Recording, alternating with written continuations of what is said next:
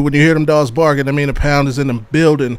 I am Bobby G along with the homie Big Mike, and this is GameTime216. All Cleveland, all day. What's going on with you, bro? Man, just wait for them Cavs. Absolutely. You see, I'm repping it. The land. Hey, yeah, it's big night, man. Why does it seem like the seasons have been going like kind of together? Like I know it's not Boston, but still, the Cavs opening up in the upper northeast, and then the Browns they going to that upper northeast as well. Was a couple. Like Guardians did that Detroit run, right? And the Browns did the Detroit run too. Yeah, just hey, works out that way. But whatever, man. I'm excited to see some basketball. I'm also excited for the Brownies this weekend. So we're gonna talk about it. We got a good one for you. But before we get into anything, please do us the biggest favor. Go ahead and follow the directions on your screen.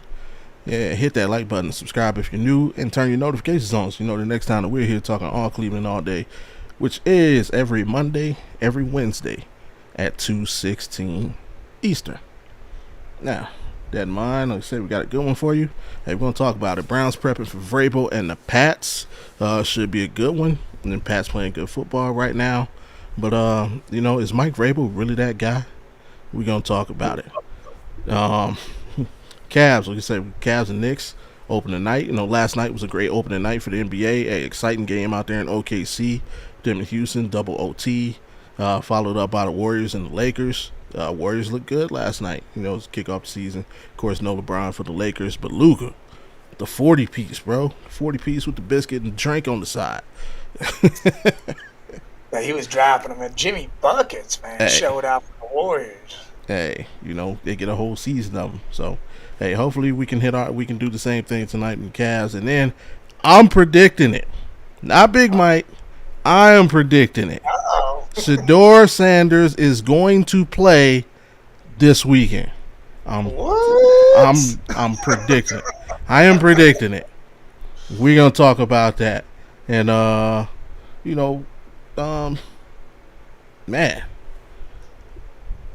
More excited for Browns or Cavs? Cavs, because it's tonight. It's the opening, and we know what the Cavs are. I mean, these dudes are on the run. They're slated to be the best behind OKC, the returning champs. I mean, so we know what this can be, and it's not even that we have Cleveland hope. It's everybody knows. They all know. Hey, this is the squad. If they come together correctly, this will be the squad to beat. All right. Hey, we're gonna talk about it, but hey, let's get to the business at hand, man.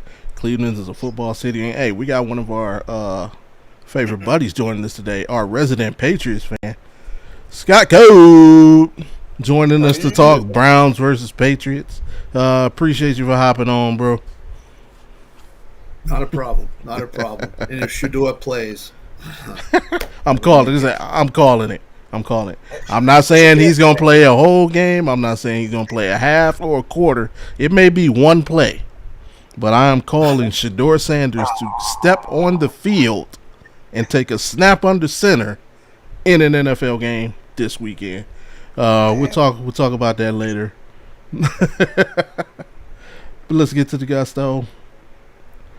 Bang, Browns Patriots. Kind of weird history between these two teams. Like, I remember once upon a time we put one of the biggest upsets in the NFL against Tom Brady and those Patriots up in Foxborough.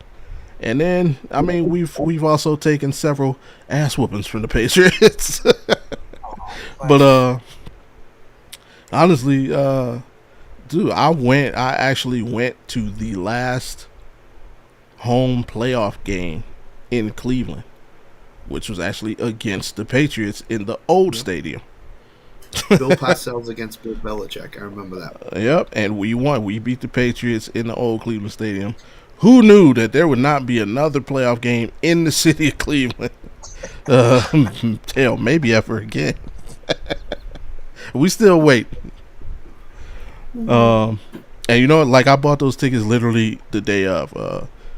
How many? I was what, maybe 15, 16, something like that. And grandma had me out shopping, and we drove by the stadium, and I'm like, oh shit, there's a game today. Hey grandma, can I go to the game? So now she pulled up, dropped me off. Hey, go see how much it is. I went and saw. She gave me the money. I went to the game. They went home, and I, took the bus home. That was back in the day when you could let kids like do what they wanted to. You can't just let kids run around the city like that no more. That's for sure. That's for sure. I used to go to Red Sox games when I was 13 or 14. My father said, here's a matchbook. Go to this gate. Give it to this guy. He'll get you right in. He'll get your seats right up front near the dugout. That was in the early 80s. So yeah. And I mean, ironically, the like one of the good thing, like the people in the stadium would take care of you, man. They looked out. Right. They looked out for the fans. Took care of fans, and especially looked out for the younger fans. Like I never had nobody like stand up and block my view. They made sure I could see the game. Hell, once upon a time, I even had my first drink in the dog pound. See, well, back then they were trying to pass that tradition on. It was trying to be a generational thing. Yeah. Now people are too worried about them damn selves, being selfish as hell, not caring about nobody. Yeah, for sure. That's that. Yep. A lot of it's toward businesses and getting the big bucks from businesses and not the hardcore fans. Absolutely. So I agree 100%. And it's about to get worse in Cleveland because we all know what's coming in 2029. But we ain't gonna get into that right now. Right now, the business at hand is Browns Patriots, and just a little preview. Statistically, this is probably the ugliest one we've seen all year. This is even worse than the Detroit one. Only two things that we do better than the Patriots. We see they're putting up 25 points a game, almost 350 yards offense, 240 passing, over 100 on the ground. Only giving up 19 points a game. But the defense, a little sus. They do give up over 300 yards a game. But to be fair, they do pretty okay against the run. And we know they're going to come into the game.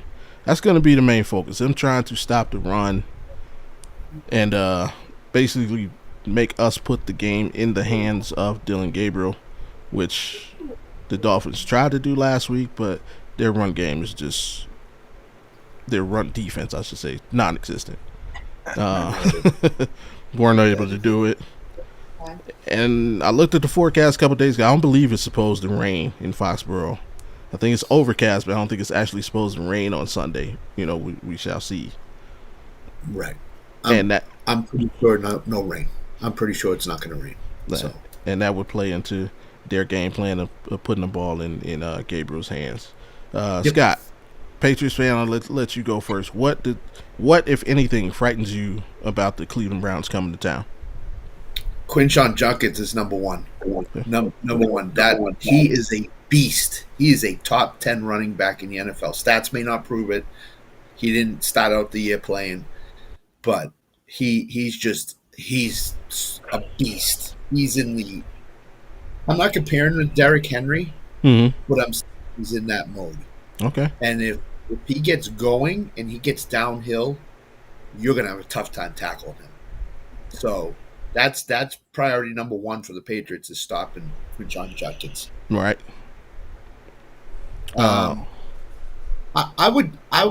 Jerry Jeudy's had the case of the drops this year again. True. Like he did in Denver. The tight end combo, if Njoku plays, a fan of Njoku scares me a little bit as well. He did practice today. Right. So those if it's all Fannin, those guys are very athletic, catch the ball, get upfield, and make a 5-yard catch into a 17 or 18-yard reception. So those two things really scare me. And then the defense of Cleveland. I mean, you can't run against them. As I said in Mike's chat the other day, is it's going to be on the arm of Drake May. That's how they're going to have to game against Cleveland. It's definitely going to be through the air and not on the ground. So I would say Ramondre Stevenson, for any Patriots fan, is probably going to have a subpar game. The only guy really to get off on the Browns has been Jahmyr Gibbs, I believe. Achane did a little bit. Yeah, he had an average game. He had an average game. Jahmyr Gibbs was the only guy to really get off on the Browns in terms of the running game. So I don't think Ramondre Stevenson and Trevion Henderson's been an afterthought up here. So those are the things that scare me. I mean, Cleveland's going to come in, and Cleveland's going to do what Cleveland does, which is play defense, get after the quarterback a little, and shut down the running game. So it's up to Drake May if he's going to continue this ascent up the boards. He's going to have to throw the ball with accuracy, consistency, and get it to his playmakers. All right. Mike, what you got for Scott? I mean, he pretty much said it all for us. I mean, that was the main focal points. But now that Patriots know how to deal with that, they're going to hone in on Junkins, and they're going to force Dylan Gabriel to do something here. And that's probably why you're saying we're going to see Shedeur Sanders. And it better not be just a play or something like that. If he comes in, that means Dylan has done dropped the ball big time on this situation, because the way the coaching staff and everybody has talked about this dude, it's got to be the change coming then. For the Patriots, they're sneaky in all sorts of aspects. Drake May could have an amazing game through the air, but then all of a sudden he's off rushing for 60 yards. And I get our defense is great, but we usually have a little bit of an issue with that dual threat, quarterback type deal. That's sometimes an issue for us. But yeah, he's sitting right there, 200 yards on the season, 600 yards in his career running the ball. So he can use the legs. And then the other key stat is that number 2. That number 2 right there by interceptions. He takes care of the ball. He takes very well care of the ball. So we have to actually create the turnovers. It kind of has got to be like against Tua, but I mean Tua is what he is. But he's got to be tip drills. It's got to be pass deflections. It's got to be make it happen. He's not going to throw us the ball at all. I think the two things with May and with the Cleveland's defense is, one, I think Schwartz is going to maybe close off the outsides where he can't run and try to seal in the pocket. That's number one. And number 2, Vrabel's made a big bone of contention all year long with Drake May. Protect the ball. If you got to throw it out of bounds, throw it out of bounds. Go on to the next. Just don't throw the big interception that's going to cost us. And he hasn't. And that's been the main reason why he's ascended up the way he's ascended up. He's just not throwing interceptions. Right. Mike, you said the number that stands out to you, just looking at that screen, is that number 2, and that's great. But the number that stands out to me is the number 22. 22. He's taking 22 sacks. That's 3 sacks a game. That means we can get to him. So, and if we can get to him, maybe we can affect that too. That, to me, that's going to be the thing, and it's going to have to be just like last week. It can't just be Miles. It has got to be the other guys, which then allows Miles to be Miles. I need another one of those from Schwartz. I think last week he blitzed more last game than he has any other game since he's been our DC, and it paid dividends. We heard through the week him and Myles Garrett had a conversation. The question was asked after after the Steelers game. How did it look watching those guys up 2 scores, just able to pin their ears back? And he said it must be nice. So he had that conversation with Schwartz, and the response was to do just that. We got up, and he dialed it up so we could just pin our ears back. If that can happen, and if we can get up, I see, whether it's by 3 points or 7 points, if we can any kind of lead, I think Schwartz has got to start coming with the pressure.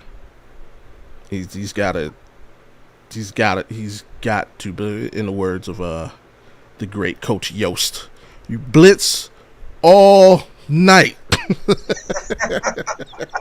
I do think the blitz is going to force Mayen to throw in a pick this week. Yeah. I do think he's going to get sped up a little bit more than he wants to with the pass rush because he gets sacked 3 times a game. Yeah. So I think that's going to force him to making some kind of decision that's not the right one, and he probably will throw a pick this week. Absolutely. So, and then let's go Tyson Campbell. Yeah, hey, it's the whole secondary after last week, man. I mean, everybody's getting. Well, I mean, Tua is like Oprah, so you know, it's hey, you get a pick, you get a pick, you get a.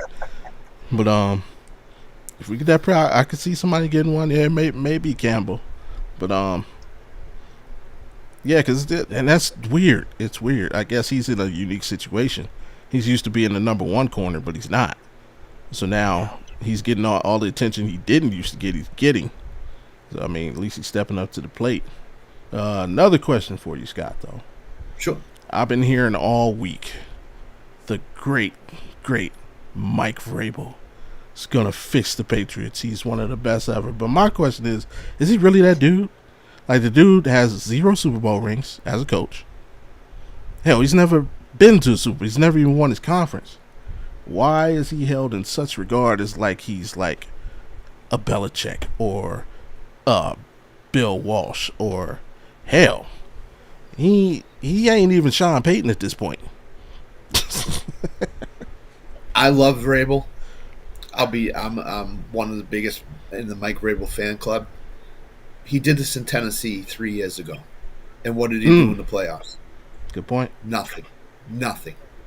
So you need to show. I'm a type of fan where you need to show me that you can do it in the playoffs, in the biggest of stages, because you're not going to see Carolina in the playoffs. You're not going to see the Jets in the playoffs. You're going to see Buffalo. You're going to see Kansas City.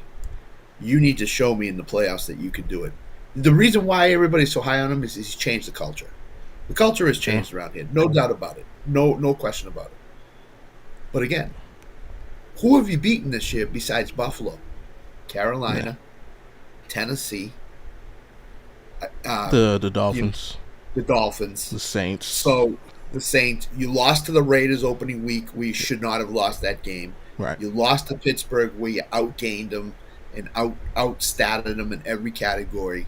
So to me, there are those stretches there where this team does not perform like a 5-2 team. So I would not be shocked this week if Cleveland comes in here and has success against the Patriots in running the ball, or the short passing game that Dylan Gabriel absolutely loves. So, yeah, again, can they beat the likes of the Jets and the Dolphins? Yes. Can they beat the likes of Baltimore later in the year and then Buffalo again?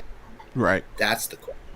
And again, when you make the playoffs, because I think we're all assuming the Patriots are going to make the playoffs. It's not a lock, but the assumption is they're going to the playoffs in some seed. Yeah. You got to win a big team against a really good team in the playoffs. And can Vrabel do that? We've yet to see that. So right. This is playoff great regular season 2-3. coach. I think so, yeah. Great regular season coach in the playoffs, not so much. So. Yeah, his overall playoff record right there's 2-3. Those 2 wins both came in the same season. He made the playoffs 3 total times in Tennessee.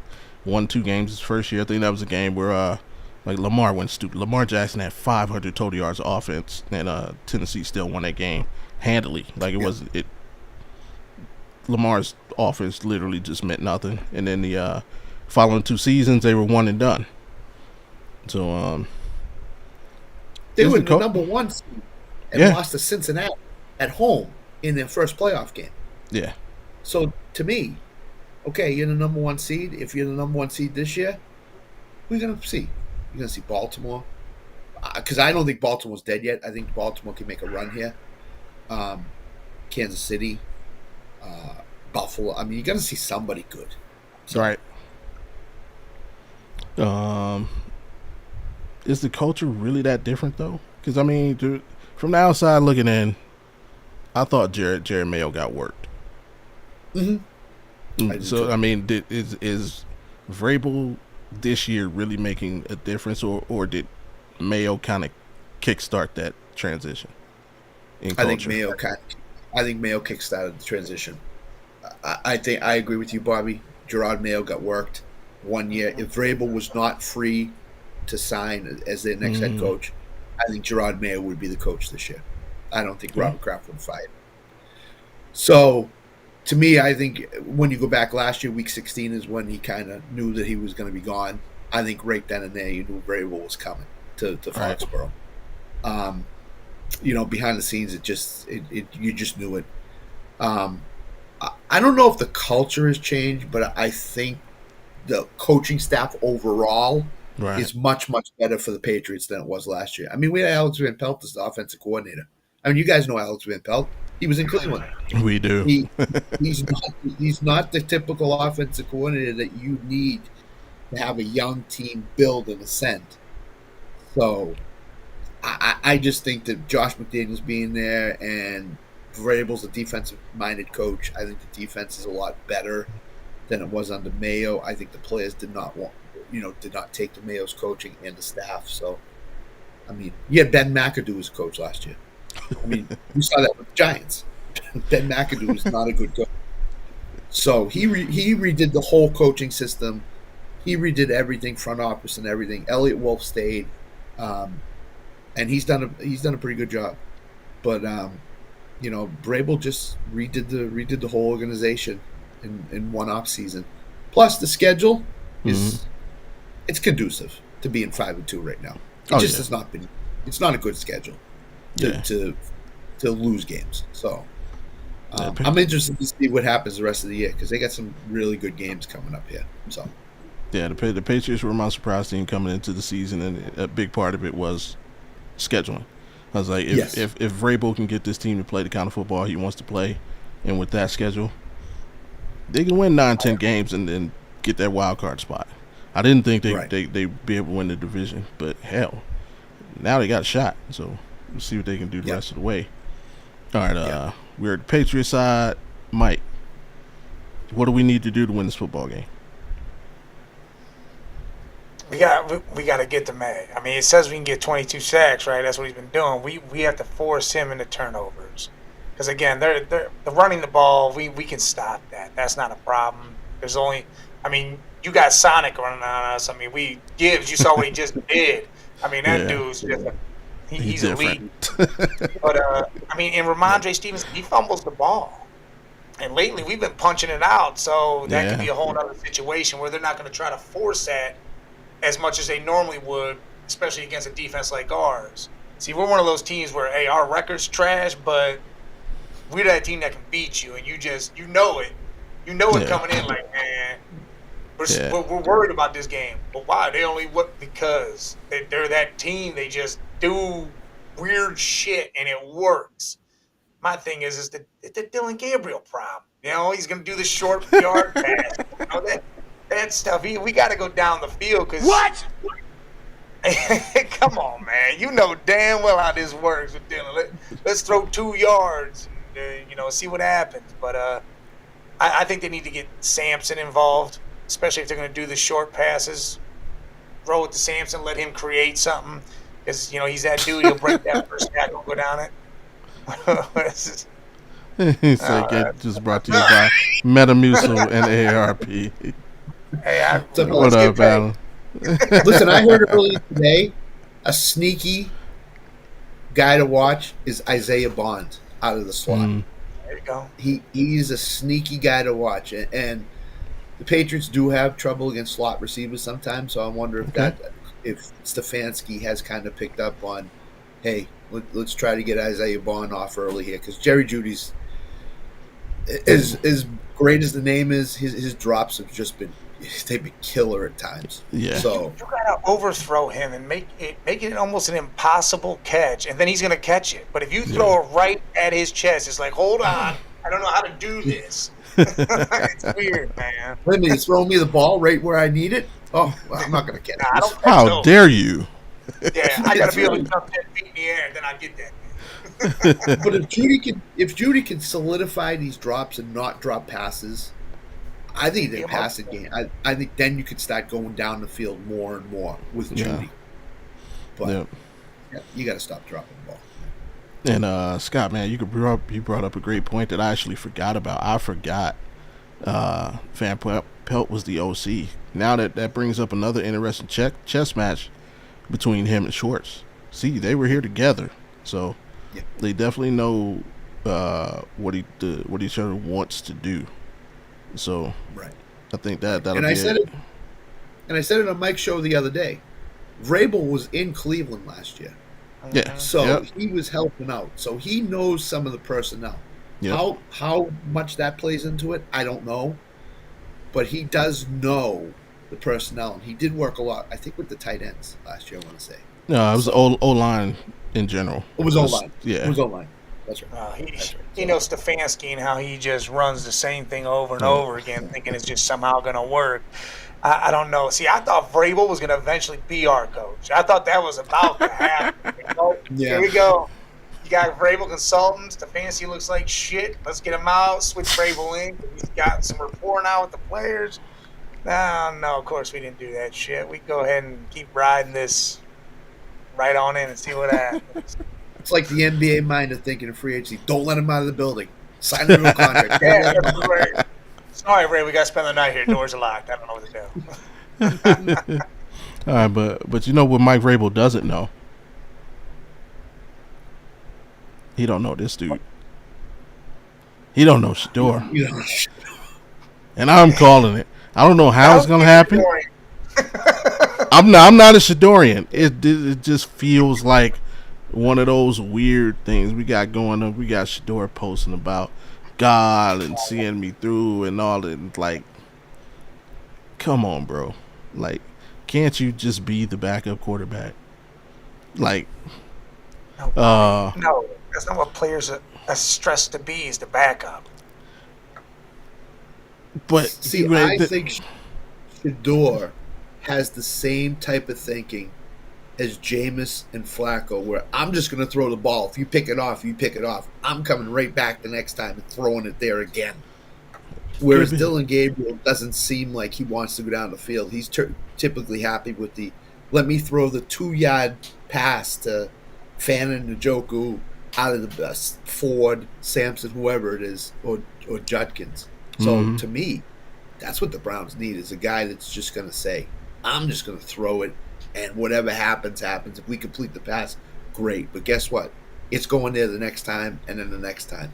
So he has a mindset of Flacco/Winston, in my mind. And he's accurate. And he's accurate. That's the best part about that. He's going to keep going if it's going to be accurate. He won Travis Hunter the Heisman Trophy last year. So, to me, I think Cleveland needs to take a look at him on the field and see what they got in him. I mean, my whole thing with it is he had no offensive line. That offensive line in Colorado was straight garbage. I mean, great. We got professionals now. They might be garbage, but they better than what that was. And we got a run game. He had a run game that gave him 300 yards the entire year last year. Come on now. This dude still threw for over 4,000 yards with all that shit. I don't know. I mean, quarterbacks do that every year in college, though, man. The teams that just don't run. Texas Tech throws the ball 88 times a game. Yep, they got that. Houston. University of Houston back in the day, they were throwing the ball 95 times a game. Yeah. They didn't run. They didn't know what run. They do the air raid shit. Yeah. So it's like, that's not uncommon. But it's not that it's not uncommon, but dude, you got to have an offensive line usually to do some of that type of shit. You can't be just getting sacked and hands put on every damn play. Right. But the one thing he seems to have more than Dylan Gabriel is he can get out of the pocket and run a little bit. And to me, that's big when you can use your feet and your arm. It's a dual threat quarterback. With Dylan Gabriel, he runs a little bit, but not as much as I would like to see him run. So I think athletically they're the same. I think it's that left hand. I think so too. I think it's being left-handed. To me, that's what it is. I think it could be. Because in this league, you only got so many left-handers that ever really did stuff in this league that really made a name for themselves. I just think that's the issue. Once you come to the professional, you better be ambidextrous or something, because when you get here, left-handers don't live. Yeah, and I'll throw you something out. glad you said that. This is an instance where I do think being left-handed hurts Dylan. I don't think Stefanski has made the adjustment. Like everybody's saying that Dylan won't push the ball downfield. I don't think it's that he won't. I don't think he's seen guys because the offense is like.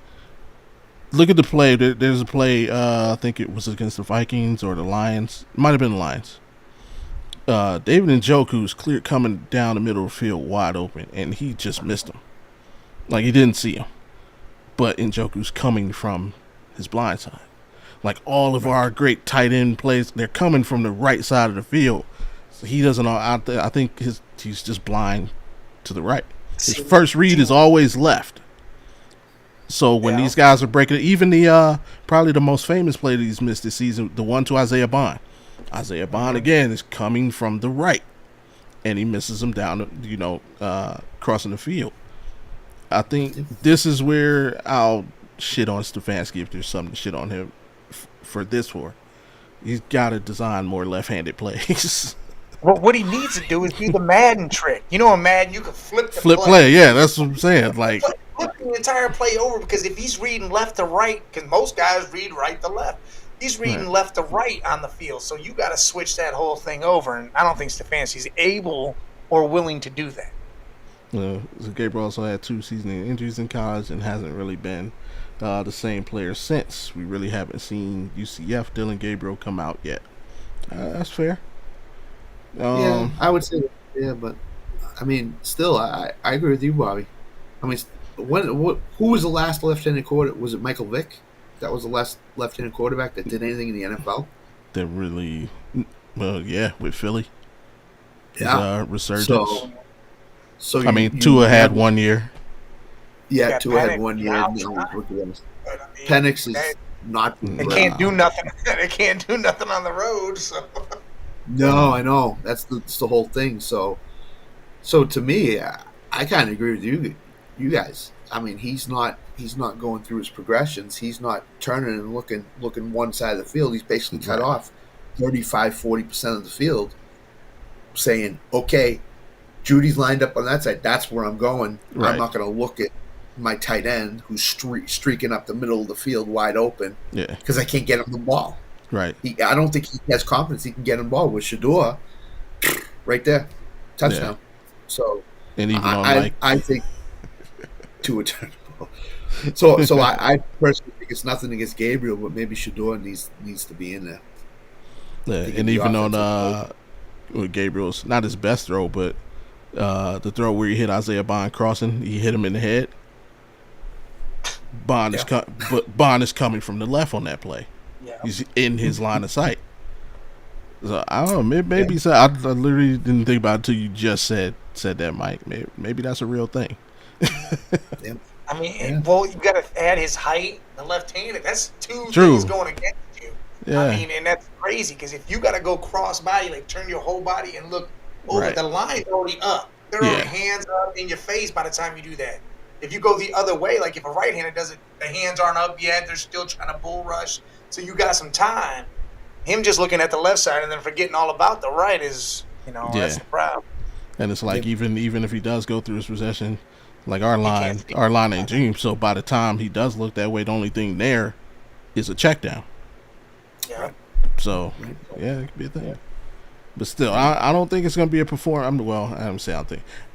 I'm not saying it's going to be a performance thing. I just have a feeling something is going to happen. The universe, in some way, is going to intervene in this game, and Shedeur Sanders will end up on the football field. Whether Shedeur Sanders stays on the football field and finishes this game, I don't know. But he's going to take a snap. I think once you take Gabriel out, I think you got to go Shedeur. Yeah. You just have to do it. You have to play him until the only way that happens if Dylan's helmet fell off or something. He's got to come out. It'd be some weird thing. He'll twist an ankle and go out there throw a touchdown. Then how do you be like? Oh shit! This dude just threw the ball 70 yards. Nope. Stefanski's gonna troll everybody. It's gonna be a running play. Stefanski will be like, "Oh my god, he's in there. Oh my god, look at that. We got a quarterback now." He'll get in some fancy. He'll run the ball 3 straight times, and then bring Shedeur back out. I bet the offense will be like, hold on, we calling our own audible. We're going to let you fly this one down the field a little bit, because screw that. I mean, I've been saying that Shedeur's going to come after the bye week, because I figure once the bye week hits, we get through the Patriots, because, they're a good team. Yeah. See what happens there, and then you got 2 weeks where you can really start putting something together for them, and then get ready for the Jets, who, again, what the hell's going on over there? They got the personnel to be good. They just never good. It's weird to me. It's just real weird to me over there. They got Justin. They thought signing Justin Fields was a good idea. I think Justin Fields is a good quarterback. But he's not. I don't know. He had the Steelers 4-2. I feel like he can do it. He's got to have the guys there. He's got to install on Garrett Wilson. But here's how bad the Jets organization is messed up. So there was a report that came out in the New York papers. They're drifting toward Tyrod Taylor. He comes up with a knee injury today. He's day to day. Right. So now they might have to go with Justin Fields. They might not have a choice. So screwed up down there. I hope Justin goes out there and balls the hell out against the Bengals, makes Jay cry, and then Fields is like, see? See, balling out for Justin Fields is 8 for 12, 68 yards, and 170 rushing yards. That's balling out for him. Whatever gets the job done. But that's the thing. It don't get the job done. That's the problem. I mean, he did it. If you can't do it against the Bengals, you're never going to do it, though. That's the thing. Their defense is so bad. Yeah. So they create turnovers over there. They do. They do. But their defense is so bad. All right, picks time. I'm gonna schedule. You want to hang around and make some picks? Sure. All right. Week 8. You see at the bottom, bye weeks. We got Arizona, the Lions, the Jaguars, the Raiders, the Rams, and Seahawks all on bye, which is freaking stupid. NFL, why don't we just put a whole division on bye? Just 4 teams at a time. It's so simple. It's like, anywho. Thursday night, tomorrow we got the Vikings and the Chargers in LA. I don't know what's going on with Chargers, but I do know this. Minnesota's just weird. They play everybody tough. They really shouldn't be where they are with Carson Wentz having his resurgence. But the Patriots were my sleeper team. The Chargers are like my dark horse team. I got to stick with them. I'm going to take the Chargers at home. No, I'm going to do the same. I'm going to take the Chargers at home, even though their running back room is literally a mess. Yeah. They're all hurt. People are hurt left and right, but I think Herbert's going to these teams have to win this game. Like, this is a must-win game already for these teams. Just to get, and especially the Chargers, because, both of them, the divisions they're in, they're tough as hell right now. So you got to, besides the Raiders, you got to do whatever you got to do. So I think Herbert has to go out there and show out a little more. In Minnesota, you never know what kind of quarterback play you're going to get. Yeah. Wentz was, day-to-day for a little bit, but they say he's going to play. JJ, you don't know what's going on with. And their run game. I mean, Aaron Jones, I think, was coming off the IR, so I don't know if he's going to play or what's going to happen with that, but I'm going to take the Chargers. Yeah. I'm going to take the Chargers only because they're home. That's the only reason why. That's enough reason. This is tough. That's tough of a game to choose. I mean, the second easiest game of the week to pick. Miami going to the A to take on the Falcons. The Falcons win. I think Bijan Robinson might challenge the NFL rushing record in this game. I'm gonna call it. That's ain't gonna break. He might challenge it.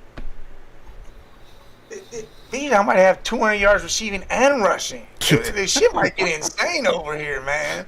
I mean, he at least gonna have 100 receiving and probably 200 rushing. Dude's gonna put up some big times on this, man. I mean, he almost did that not last game, the game before that. He almost did it. He had 170 and he had 80. He almost did that then. That was nuts. But yeah, Atlanta, again, they're at home and it's Miami, so it's definitely Atlanta. Bijan will have 200 yards rushing. Tyler Algier will have 100 yards rushing. Atlanta. Easily. Looking at the new, work done in TJ Duckett. Yep. Yep. We've got Chicago. Chicago going to take on the Ravens. I'm going to go Baltimore home. This game gets them back on track. I just don't trust the Bears. I want to say that, but if Lamar's not playing, I don't see Cooper Rush doing it against this defense. Chicago's got a good defense. They make things happen. Montez Sweat, has been busting through the line lately. Johnson's been doing his thing in the secondary. Plus, they had the run game. I was shocked as shit to see Swift do anything last week, and the other dude did some damage. Baltimore forgot they had Derrick Henry. They're like, yeah, we don't hand the ball off no more. We don't do none of that. We just suck. So I'm gonna go ahead and go with Chi-Town. I have heard if Lamar is out, it's Huntley at quarterback for the Ravens. That's Big where they Snoop. would go. Cooper Rush is done in Baltimore. I think. I don't think he'll ever take another snap. Having said that, give me Baltimore. Baltimore is the more desperate team in this game. They need to win this game. Absolutely. So I'm going to take Baltimore. Buffalo going down to Carolina. And give me Buffalo, another team that they're coming off the bye, and they still got that sour taste in their mouth from losing to the Patriots. So yeah, this game might get ugly early. Yeah. I'm going to jump right back to the Baltimore game real quick. Remember the last time Lamar got hurt? Then they just trashed the whole season. They said, hey, screw the season. We're just going to do whatever. Maybe they do that again. He's practicing. He's practicing, so that's a good sign. That is a good sign. What, today's Wednesday? Yeah, that is a good sign. Because usually those guys get the day off today and then start Thursday. Didn't Snoop Huntley make the Pro Bowl that year? Yes, he did. Yes, he did. But I think with the Baltimore, Mike, this is different. If they do the same thing they did that year, yes, he will. Then I think Harbaugh will be gone. I think Harbaugh is looking for his job right now. His voice has gotten stale in the locker room, to be honest. So if they don't make the playoffs, I think Harbaugh could be the fall guy and be gone. Wow, you don't think he has Tomlin status? No. Nah, I don't think so. I'm shocked Tomlin has any more left. I think this is it too for him. I think it should be. I don't know. I want to be mediocre every year. I mean, I guess you continue to do this, but it's not something that I would want, especially after I'm used to winning Super Bowls or being involved in one or close to one every damn year for how long. But this Buffalo game, I think it's going to be a lot closer than people want to think because Carolina's defense is starting to show up. The run game showing up. I mean, Andy Dalton might be playing because Bryce Young might be hurt. I know he's got an ankle injury or a foot injury or something. I don't know, but that Buffalo should win. I'm going to give it to Buffalo, but I think it's going to be closer than a lot of people think. Okay. Yeah, Buffalo. Buffalo for me. All right. Jets Bengals. Flacco does it again. Flacco might have another 400 yards. That's what I'm saying. He does it again. He's keeping my fantasy team alive too. I'm about to pick him up, throw him in there, and screw it.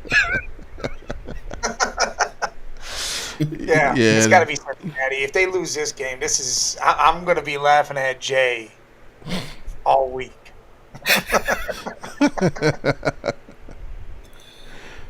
Jets are so bad.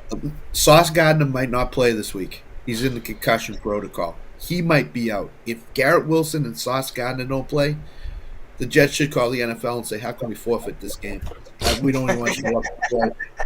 Because the Bengals could even put Jake Browning back in Sauce Gardner and still win this game. So Cincinnati, they're going to win it easily.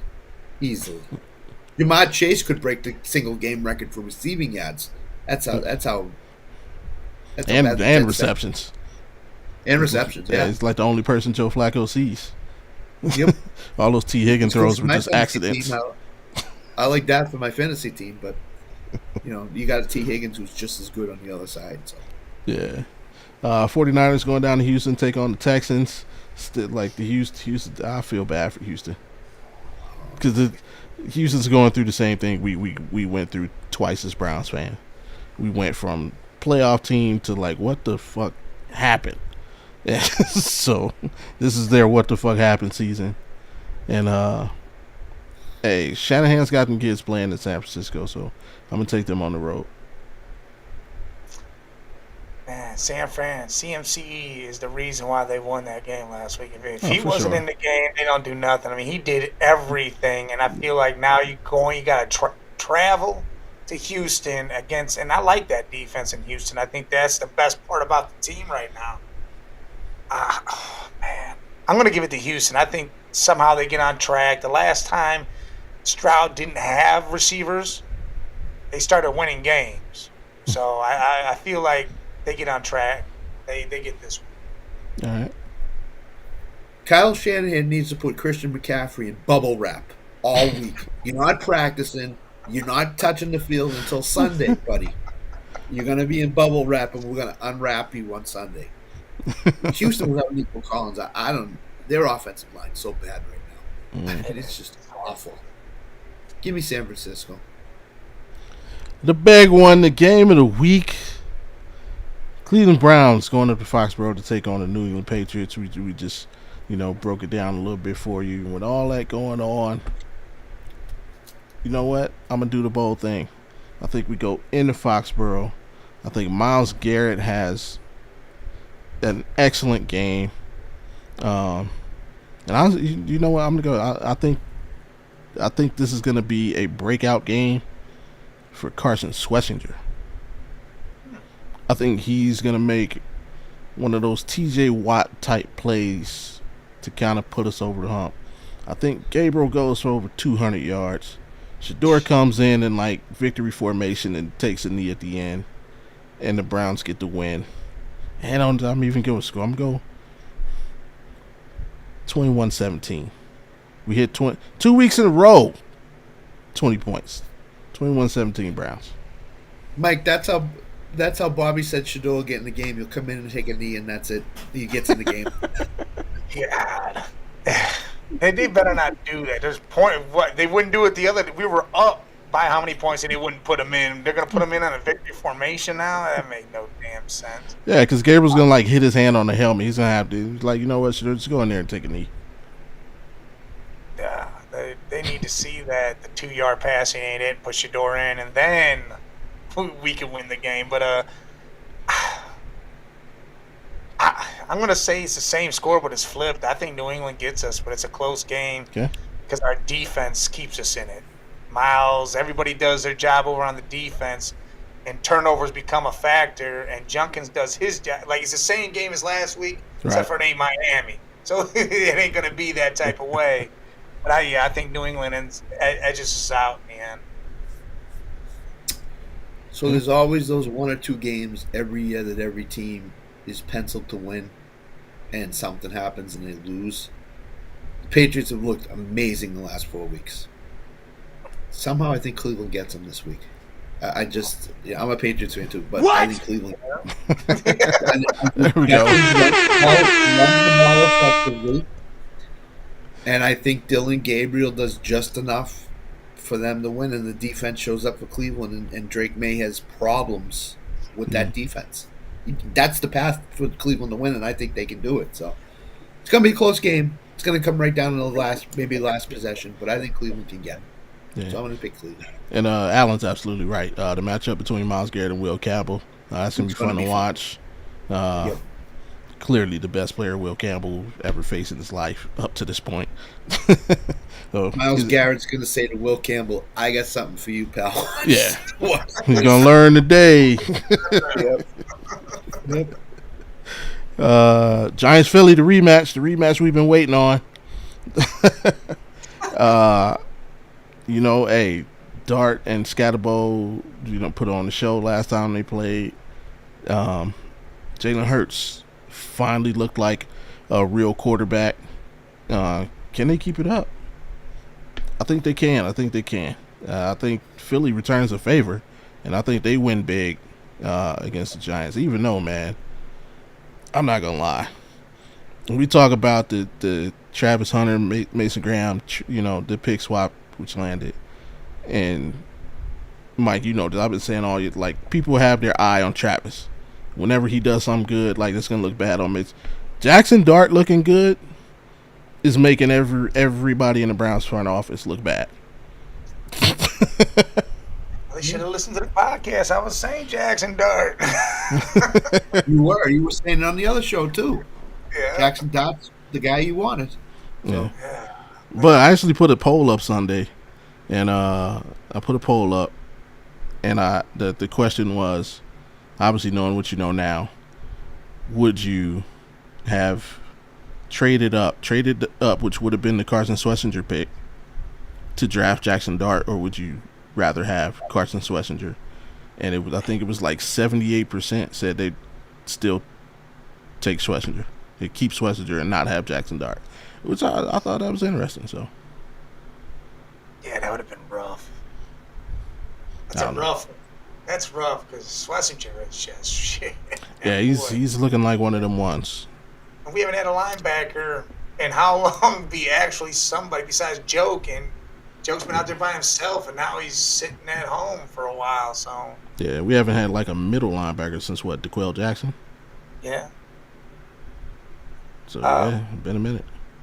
I think Philly's found their identity. I mean, throw the ball until Saquon can open himself up, or until something happens there. I mean, you saw, Smith have damn near 200 yards receiving. AJ had 130 or something over there with a couple touchdowns too. Just do your thing. Do it. Let Hurts throw slinging around because he can do it. We see him do it every time he's in a Super Bowl. He's throwing for 350 plus. I mean, the guy can do the job. Yeah, I think they end up putting, belt to ass here. How on earth do the Giants recover from what happened in the fourth quarter last week? That is insane. I have no idea how they're going to recover from this. I think Philly's going to dominate this game, and Saquon's going to finally get on track. So I'm Philly, for sure. All right. Easiest game pick of the week. Tampa Bay going to New Orleans to get another victory. Tampa Bay easy, man. The Saints just stink. Yeah. Yeah, listen, man. To me, this can't be that easy either. I think Tampa Bay can get the job done, but now you lose Evans, and Buka's hurt. Godwin's out. Bucky's, they're saying, out still. And Baker was made to look like he was back in Carolina or Cleveland last week, and it looked bad. Like, he looked horrible. True. Against a team full of reserves in the secondary. Those aren't even no starters were out there. Those were all bench guys. Yeah. But, again, New Orleans is New Orleans. They don't have all the pieces together there. They're missing some other pieces themselves. But, yeah, Tampa Bay goes in there, but I don't think it's going to be some craziness. Time for Tyler Shuck to take over. Spencer Rattler's been okay. He hasn't been as bad as people thought this year.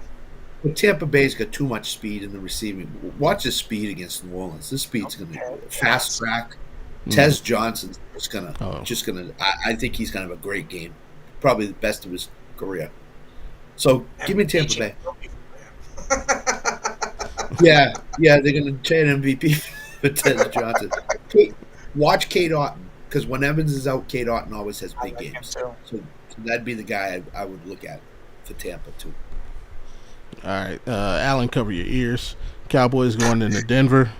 One of the toughest places to go in and play. The Cowboys' offense is explosive. And, I mean, a couple times this season, Denver's defense has shown some cracks. But, unfortunately, they might be the most balanced team in the NFL. So I'm going to go with Denver at home. Listen, after that fourth quarter, I don't know what happened. It said 8 minutes, 30 seconds. And then all of a sudden, Knicks comes trotting on the field, and someone said something on that sideline to both the offense and the defense, and they came out there and just destroyed the Giants, like obliterated that. And I think if they keep that mentality, especially being at the Mile High, it's going to be rough, very rough. I like Denver too. I think Jackson Dart and Russell Wilson switched uniforms. I think that was Russell Wilson was there in the fourth quarter. Jackson Dart. Denver for sure. Oh, two things. I mean, the other awesome thing to watch in that game was they didn't shake. They got the touchdown, and then the Giants scored right back, and it's like they didn't waver. They like, nah, we still come back and win this game. So that was great to see. The other thing, hey, shout out to Russell Wilson for freaking clapping back at Sean Payton. Sean Payton trying to talk shit after the game, and Russell was like, "Oh, nah." Took a bounty gate shot at him too. I was like, "Hey, Russ talking shit." Yeah, that's crazy. That bounty gate. He just wanted you to play, Russ, and it's your game to win. You little fake. Alan, I'm sorry. Dallas has not played a defense like this all year long. I don't think so. Yeah, this is gonna be bad. I think. The third easiest game to pick this week, man. Tennessee going to Indy to take on the Colts. It's just bad time. It's bad time. Yeah. It's not. If they would have played the Colts like week 1, maybe I'd give them a chance. But yeah, and Indy's. They get credit where credit is due, man. Daniel Jones is doing this thing. That whole team's doing this thing. Colts, easy. Like you said, balanced team. This is offense, this defense. They've been doing everything correctly, and it's not that it's overpowering, but they've only not scored 30 points in 2 games this year. I mean, come on now. I mean, they should. The Rams game, they could have won. Right now, they should be what? What are they? 5-2 or? Yeah. They should be 6-1. It's insane. They could have won both the games they lost in reality, but I like Indy. I love Indy. Jonathan Taylor's been amazing this year. I mean, he if the MVP wasn't such a quarterback award, he would be the MVP right now. Oh yeah, so true. In Indy easily. Green Bay going to Pittsburgh, take on the Steelers. This is the what is it? The teacher and the student. It's just the first time he's played Green Bay since he left. Yes. Because the Jets, I think, played him when he tore his Achilles. Okay, yeah. Yep. So yeah, and also remember he's beaten every team in the league except Green Bay. So Green Bay. There's that, but I think Jordan Love is like, nah, screw you, old man. Remember when I was asking you how do I tell the difference between cover 2 and cover 3? Yeah, I can tell the difference now. Watch this. Hey, give me Jordan Love to go in there and put on the show, and I'm taking Green Bay. I think it's going to be more about the defense going in. I think Micah Parsons is going to go in there and continue to do what he did last week and just tee off on Aaron a little more. And Aaron's going to really feel it. I mean, his own linemen were tackling him. So I think there's going to be a real issue with that situation. But, I like Green Bay too. A lot of people said Pittsburgh 2 weeks ago was running away with the division. The slide has started for the Steelers. Yeah. Green Bay. Yeah, I said that. I said that on the show too when we were picking. I said if they don't win this game against the Bengals, things are going to start getting real iffy. Yep. And here they are. Yep. That's a Sunday night game too. Wrap closing out on Monday night. Commanders Chiefs. Jaden Daniels, Donzo, and so are the Commanders. Give me Kansas City. That's insane. Jaden not playing again. Yeah. No, I don't know any of the receivers are going to play yet. Marcus Mariota is going to be out there. Yeah, just talk about Let's go Marcus Mariota. KC should win this game, but that could be the thing. Marcus Mariota walks out there and somehow pulls this one out of his ass, but I like KC. Rashee Rice could catch 15 balls in this game. I think Kansas City's going to feature him and go to him and keep going to him. Kansas City's going to win this game at least by 2 touchdowns. No Jaden Daniels. Oh, yeah. Nobody on that team playing. Yeah. Supposedly Debo's going to be back. Supposedly McLaurin is closer, but still. Yeah.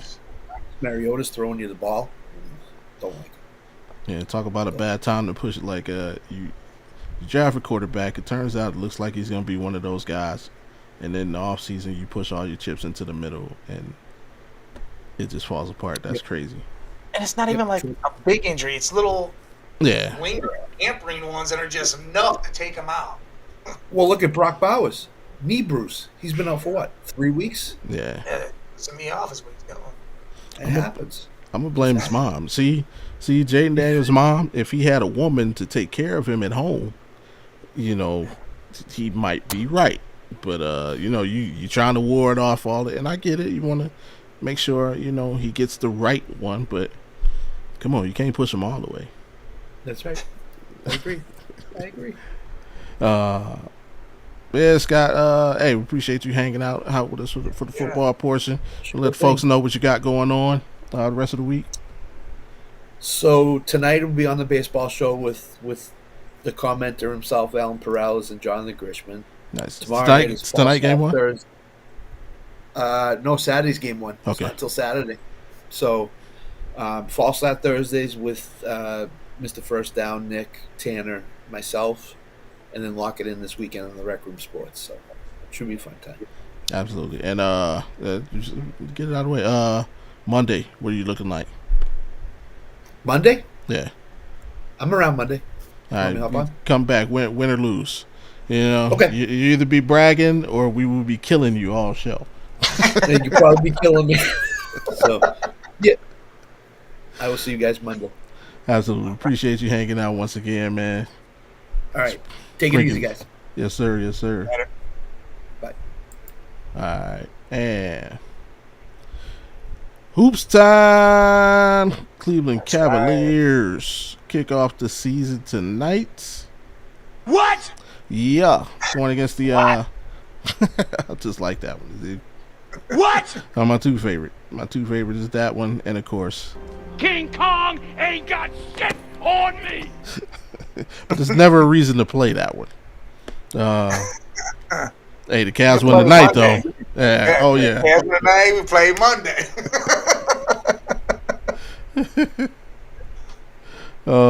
Yeah, we're kicking off against the Knicks in the Garden. And I always do this, not the Boston Garden, in Madison Square Garden, the mecca of basketball. MSG. Yeah, MSG. That just sounds like something you shouldn't have, Yeah, it sounds like in your food. No, it's like you should, hey, stay away from foods with MSG. You want a healthy diet. Stay away from teams with MSG. It starts tonight. Last night was a great night for NBA action, and hopefully it continues tonight. ESPN. I'm on ESPN, and we get to see also the debut of Shaq, Chuck, and Ernie and the guys on ESPN.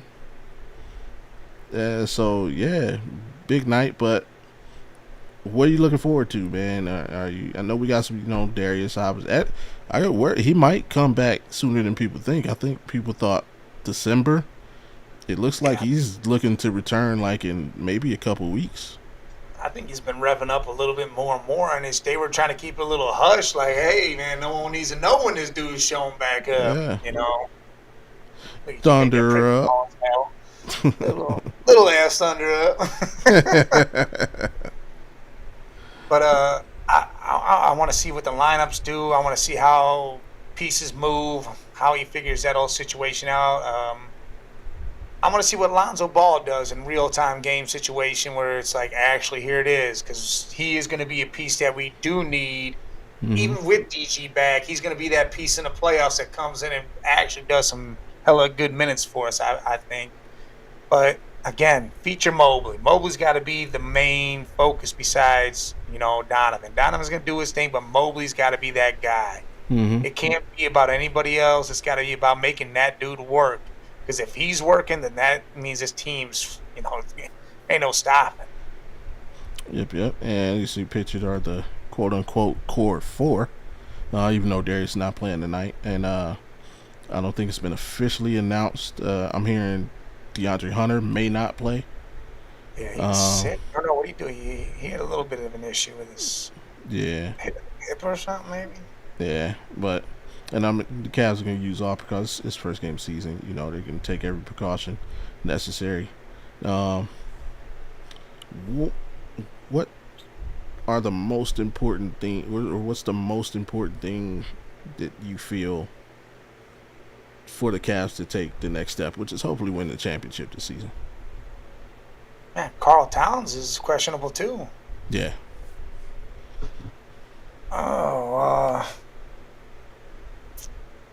God, it's tough to say because we did so many things good last year. It was just playoff time. It was where the issues really lied. Like we all of a sudden forgot how to play the game. It was just different, Yeah. So I guess in a sense they have to continue to do what they do on defense. Active hands. They got to be tough. They can't be pushed around. That was a huge thing last year.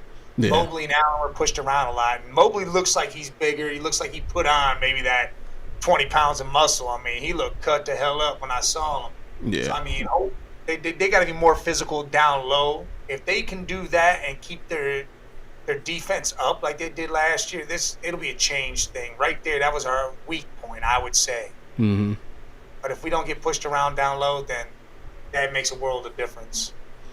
For me, it's like I need 3 people to step up, and the three people I need and I'm gonna call them the big 3 this year. These dudes, Kenny, Evan, and Donovan. And I know Donovan, like last year, you really can't blame. You can't fault him for anything. He played his ass off in the playoffs. He just basically wore down with everybody, missing their different games and wore himself down. However, I need him to impose his will in the locker room and get these guys mentally in the same zone he is. Like, he's ready to win the championship. Oh, yeah. He knows what it would mean for him in the pantheon of NBA players. But not only that, it gets him closer. Like, he's a huge LeBron fan. Like he stated this moment. He could potentially surpass LeBron James as the greatest calf. He wins a couple of rings in Cleveland. Right now it's a conversation. Right?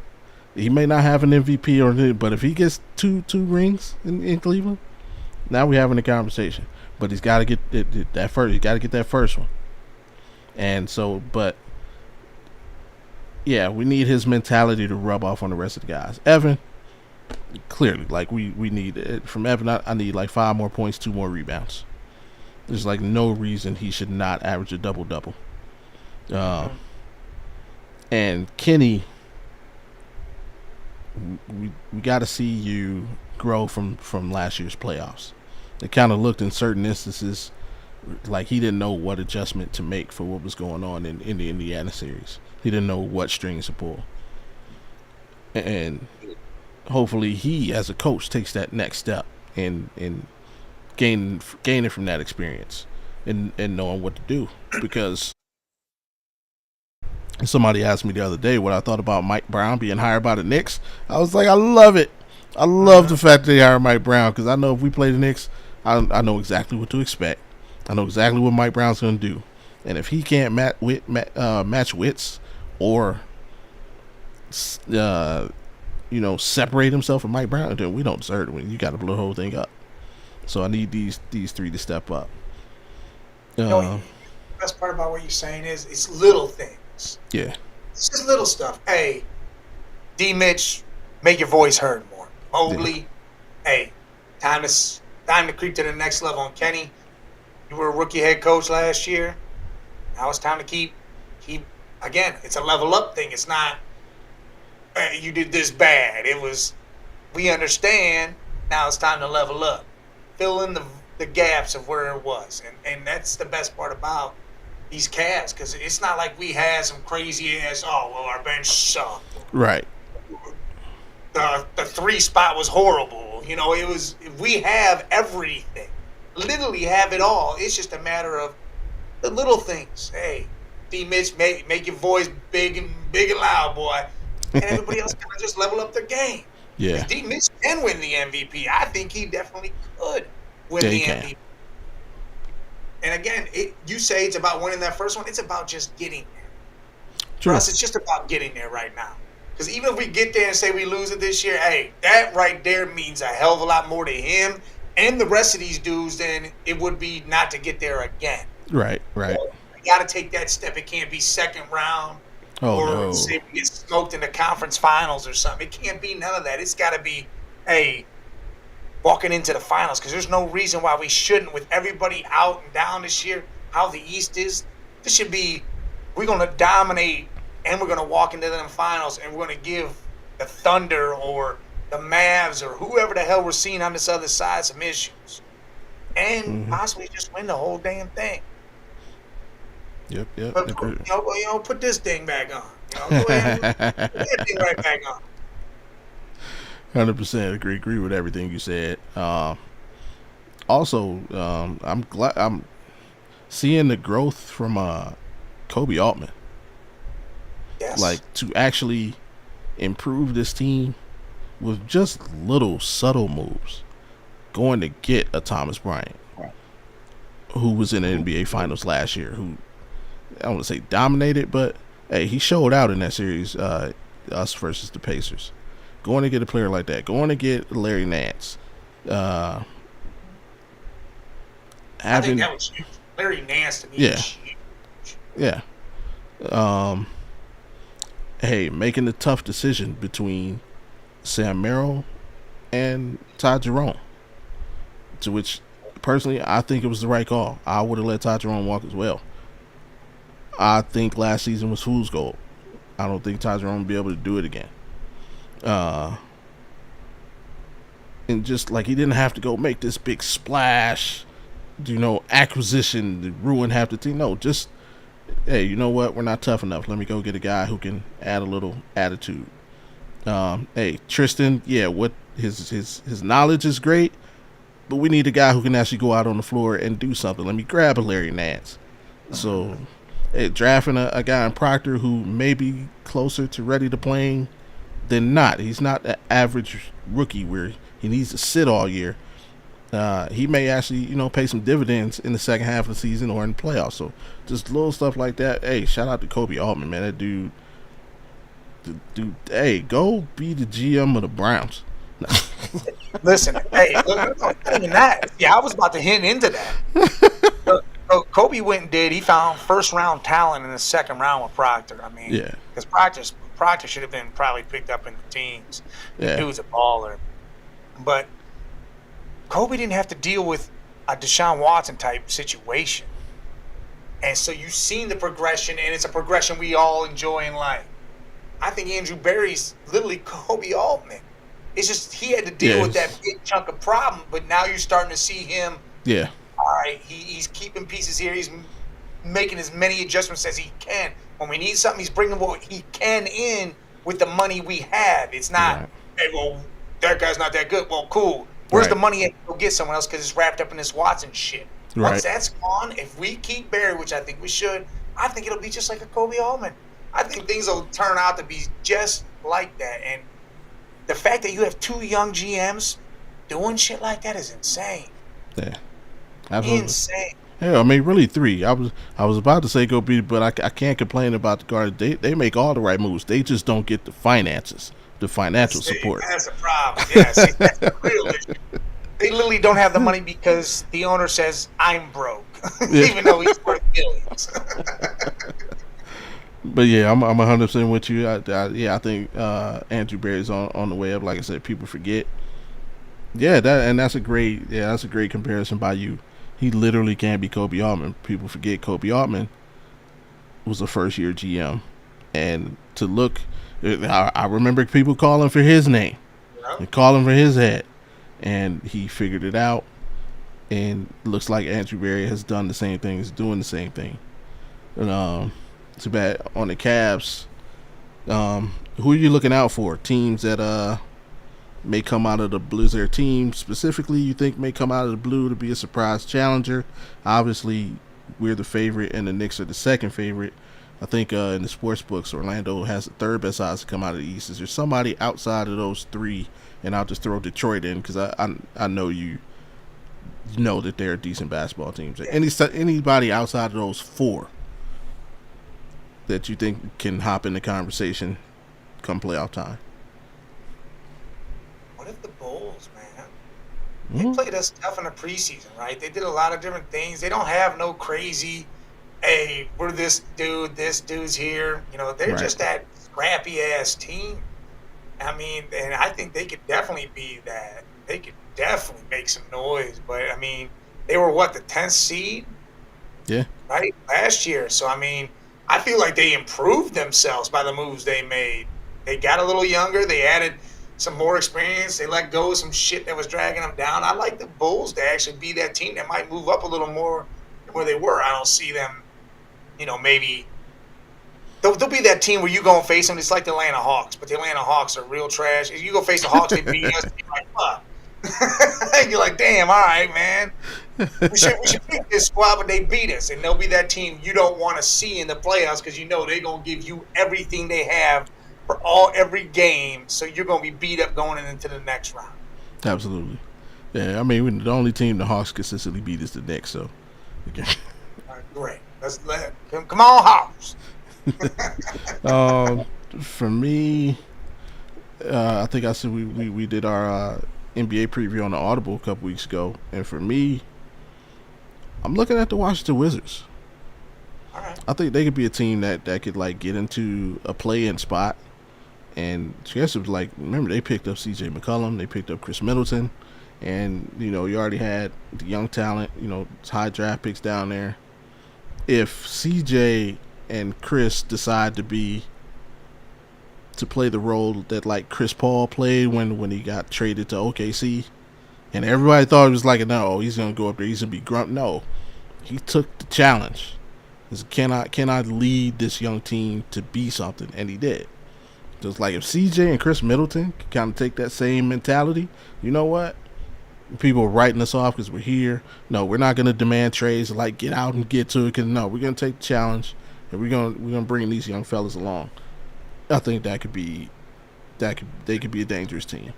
They could be a team that just night in, night out, you don't really want to play. See that? Definitely. Because they got some nice young talent there. It's Yeah. just a matter of the talent being developed and having that veteran leadership like Exactly. a McCollum Exactly. and do this job. Yep, so I'm looking at them. And I would say super outside. I really wouldn't like what's going on in Brooklyn. I need to know the plan. It does not look like they have a plan of like what they want to do. They're just acquiring assets. Just lose. That's their plan. Lose. And I don't know why, because who's the big name? Who are you waiting to lose for? And you traded everybody away. Like that, it's insane. I don't get that. Brooklyn, I don't understand at all. Like I don't think I've ever understood them. They either make that big move. We're gonna get these 3 Asian players and bring them all here, and then suck anyways, and then trade everybody away. Yeah. And like the sad thing, had they not done that, like the roster they'd have right now, they'd have Jason Tatum. I think they'd have Jaylen Brown. They would basically basically be the Celtics right now.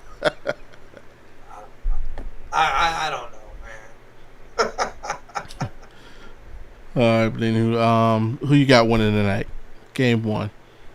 Oh, I got the Cavs. I think the Cavs, even if DeAndre doesn't go, you got Towns that might not go, and if he does, he's still quad hurting, so the big boys will be able to move him around down there. But I don't think D. Mitch allows it to not be a W, because are we at home? We're not at home. So we're in the Garden. So the Garden is somewhere where D. Mitch loves to play. Yeah, I think it's going to be show up and show out type deal for these Cavs, because they got to first game got to punch somebody straight in their mouth and say, hey, that 15-game win streak at the beginning of last year wasn't no joke. We doing that shit again. Yeah. And I think Mitch is going to be Spider's going to be Spider. Yeah. This has to be not really a coming out party. That's not the right. This has to be, and I don't want to say putting on note, like this has to be one of those games where if you see growth from Evan, like this is that type of game. Okay, Cat's not playing. Yeah, watch this. Nobody's stopping me. And even if Cat is playing, like you can't do nothing with me. Like I'm gonna put. And I saw it a couple times last season. Like he took the challenge against the Giannis, or against some of the more viable players, and he's just like, I'm gonna get mine in. But that has to be like a every night thing, and I want to see him demand the ball. Like if you get, I was too many times last season or in his career, we see him kind of get that early position, and then the ball doesn't come, and he kind of waves off, to the others. Nah, dude, you get that position, you stand, get a 3-second violation. Give me the ball, like become demonstrative. I want this to be a game where it makes Knicks fans be like, shit. Yeah, we got a lot of work to do. Yeah, maybe we're not even two. Man, the Cavs are winning everything. Like, okay, well, they're winning the East. Like, I want the Knicks fans to be so rah, and then at the end of the game, like, shit. Yeah. And we're gonna take it to the street. You ain't gonna punk us like Pacers fans. Oh no, we'll throw hands with you in the street. So, but yeah, I'm with you. I got the Cavs winning tonight, getting off to the good start. Hey, they giving us the spotlight. We can't go on ESPN and just shit the bed. Hey, they're giving you the stage. You got to prove you deserve it. So, hey, shout out to the Cavs. Hoping they get it done. And yeah, man, let's see what we got. If you want to hear more from Big Mike, hey, head over to the Man Cave Media LLC YouTube page. Go ahead and hit that subscribe button and tap in, man. Let's know what you got going on over there this week. Well, tomorrow we got the preview for the Vikings Chargers, 1:30. We'll be doing that, talk a little bit of that, a little off the rails again. We talk about anything and everything usually on that day. Who knows what's going to pop off. Probably talk some basketball too, because again, the Knicks will be playing tonight. Mm-hmm. Who knows what's happening for the weekend anymore? I don't know. I don't know anymore about the flight. Scully's in Mexico, so he's probably relaxing it out. And we'll be right back here for either Victory Monday. There you go. Or we'll be just talking about how the Cavs just straight chokehold the Knicks the entire night. Who knows what's going to happen? I would love it to be both.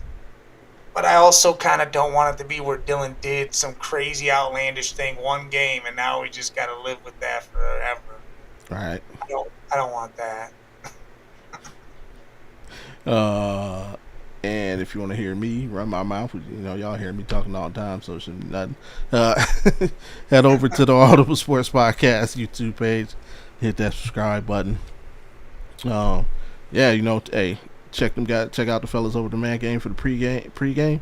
Then hop over to the Audible Sports YouTube page where Wildcard Mar and I and Avril, the Jets girl, will be doing the Thursday night post game show. So we got you covered. Hey, before and after the game. Then of course tune in Friday for the original Audible Sports Podcast. Wildcard Mar and I will be doing a recasting. We have fun doing movie recasting, so we're gonna recast Harlem Nights, and we're gonna recast Life. So 2 movies, we're gonna try and recast those with people from today. That's tough, man. I'm not gonna lie. I've been working on my list all week, and it is. I think the most difficult part for me is trying not to use the same people in both movies. So you're not using the same people in both movies? I'm trying not to. You're gonna have to. It's because I'm trying not to. You think the only person who's in both movies is Eddie Murphy? Yeah, Eddie. Yeah, but that's a main damn person. Yeah, but that's been hard for me. Like, oh, this person would be dope as this person, but they would also be dope as this person. Yeah, so that's been difficult. You know who I would like to see in a recast of Harlem Nights? I would like to see Power Boy, Omar Hardwick. Is that his name? Omar Hardwick? Yeah. Yeah, I think he would be good in the Harlem Nights in that kind of role. Because you see him in like a boss kind of gangster type thing. I'd see him in that. He maybe plays because Lawrence Fishburne. Yeah, I don't know. Yeah, it's a challenge. It's fun doing them though. We did one before. We did The Best Man, and we did Menace to Society. All right. And we haven't done one in a while, so we figured it was about that time. Yeah, those are always fun to do because you really got to think about it. Yeah. The the Eddie role is difficult too. Finding the right person to do. But ironically, I'll give one away. I'll give one away.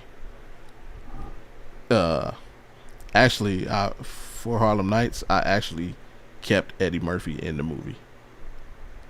For his role? Nope. Or did he take over Pride? Yeah, I put Eddie Murphy as. We'd have to move that up. Yeah. Yeah. All right. I mean, he's got that now where he's like the OG. Richard Pryor was the OG, so yeah, I think he could pull that role. But that's the only hint I give. Rest y'all got to tune in Friday and check out.